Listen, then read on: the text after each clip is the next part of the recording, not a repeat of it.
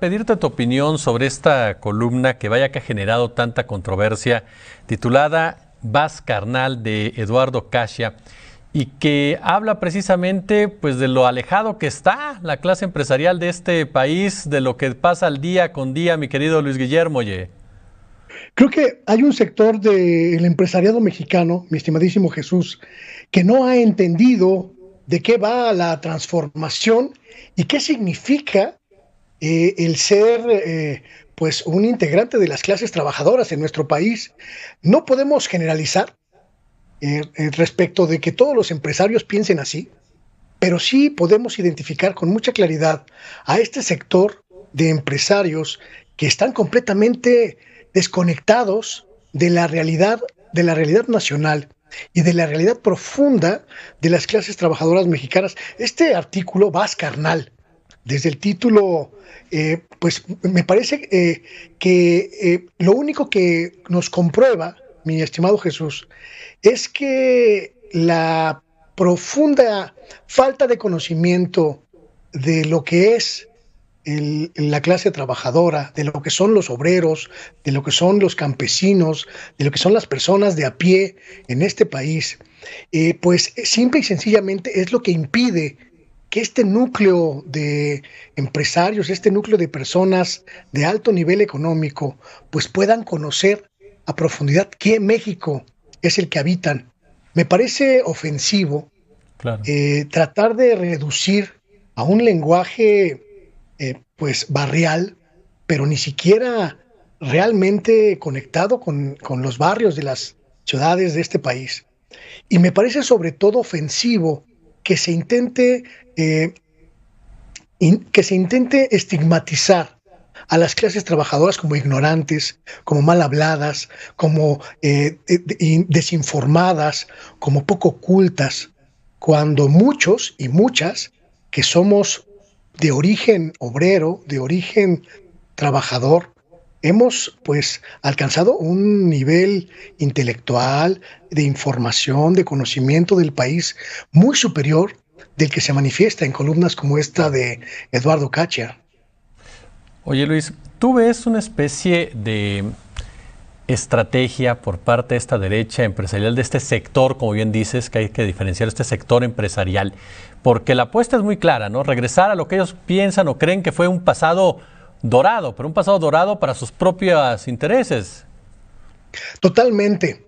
Tenemos que, cuando digo que tenemos que diferenciar a este pequeño sector del empresariado mexicano, me refiero a los integrantes de las cúpulas de la Coparmex, principalmente, que quedaron aislados en este gobierno, porque si tú bien recuerdas, así como también el público lo puede recordar, la gran mayoría de los integrantes del Consejo Coordinador Empresarial está trabajando con la transformación, está trabajando en los proyectos de la transformación, pero un pequeño núcleo que coincide con los empresarios que se acercaron a los negocios, a los contratos, a los contubernios con el sexenio de Felipe Calderón, con el sexenio de Vicente Fox y el sexenio de Enrique Peña Nieto en particular, y que ahí hicieron sus fortunas.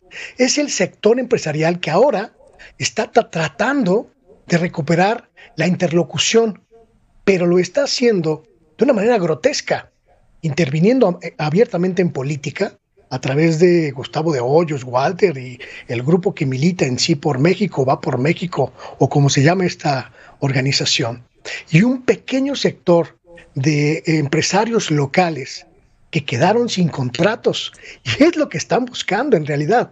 No les interesa México, les interesan sus negocios. Y queda claro cuando leemos cosas como la que escuchábamos en estos días con los empresarios que están desesperados, Jesús, simple y sencillamente porque ya no tienen contratos. Fíjate Luis, a mí me parece, y escuchándote, gravísimo de verdad que los empresarios con este ADN, algunos empresarios con este ADN caciquil, intenten orientar el sentido del voto de sus empleados, ¿no? Como si el empleado no pensara, no tuviera la capacidad de decidir. Me recuerdan esos grandes hacendados caciques que se sentían dueños de la vida del trabajador. Ya lo intentaron en Claro. 2006, lo intentaron también en 2012, en 2018 volvieron, estimado Jesús, si la memoria no nos falla, una gran cantidad de empresarios, algunos de ellos hoy pues abiertamente en problemas jurídicos, en problemas penales, por distintos pues negocios turbios, intentaron inducir el voto en sus, hoy les llaman colaboradores, en los obreros, en las clases trabajadoras de sus empresas, y lo intentaron de diferentes maneras, con la coacción directa, con la presión directa, con el miedo. Si no votas por estos, vas a perder tu empleo, te vas a quedar sin trabajo, te vas a quedar sin prestaciones, te voy a correr, va a desaparecer la empresa. Y lo único que consiguieron fue expandir la brecha que les separa de sus propios trabajadores. Lo que hoy estamos viendo, esta abierta y yo considero incluso hasta ilícita intervención de una cúpula empresarial específica en la próxima elección intermedia, me parece que lo único que nos está revelando, estimado Jesús, es por un lado que las autoridades electorales no han puesto los ojos en estos modelos de presión y de coacción del voto, y por el otro lado representa con mucha claridad qué modelo de país es el que está defendiendo esta gente. Un modelo de país que por supuesto está muy alejado del que la mayoría de nosotros y nosotras pues aspiramos a construir. Oye Luis, ahorita que tocabas el tema de Peña Nieto, viendo que el INAI precisamente pide revelar las investigaciones, ¿en dónde ubicas a Peña Nieto? ¿Qué lectura le das al sexenio de Enrique Peña Nieto, para muchos el más corrupto de toda esta historia nuestra?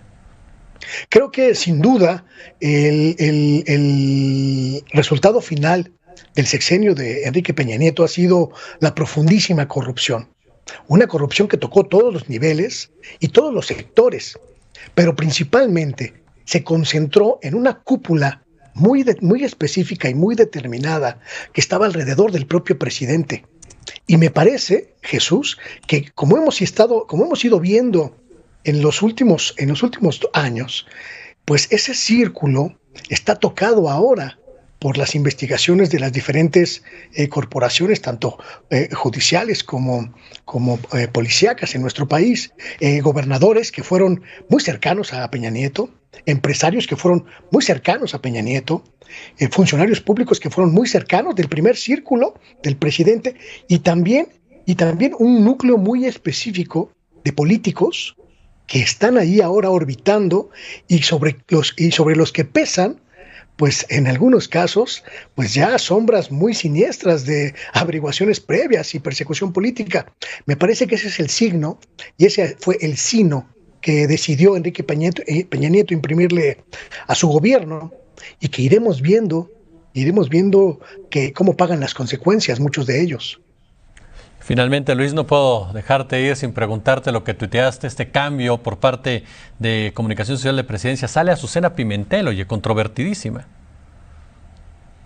Me enteré esta mañana, a través de algunas fuentes que tengo en Palacio Nacional, que había habido una serie de cambios muy importantes en la Oficina de Comunicación Social de la Presidencia de la República. La salida de Azucena Pimentel, quien era directora del área de televisión en la Oficina de Comunicación Social de la Presidencia, que pues ha sido señalada, Jesús, como pues una de las principales responsables del famoso montaje televisivo que transmitió Carlos Loret de Mola en la detención de Florence Cassés y una supuesta banda de secuestradores. Ella era la productora y bueno, ha estado involucrada desde hace muchos años ya en este asunto. Finalmente la oficina de Jesús Ramírez Cuevas le solicitó la renuncia y le fue entregada la semana pasada. Ya no pertenece a la Oficina de Comunicación Social, y también sale quien era su jefe inmediato, Jesús Cantú, quien era, pues en términos muy llanos, el brazo derecho de Jesús Ramírez Cuevas, era el segundo de a bordo en la Oficina de Comunicación Social de la Presidencia. De acuerdo con mis fuentes, Jesús Cantú se va a incorporar muy pronto al equipo de la secretaria de Economía, Tatiana Cloutier, y me parece que esto pues es una cuestión que no es menor, habida cuenta del escándalo que ha provocado la presencia de esta productora de televisión en el equipo del presidente López Obrador. Luis Guillermo Hernández, usted lo acaba de escuchar, periodista independiente. Luis, como siempre, te mando un fuerte abrazo, te agradezco estos minutos.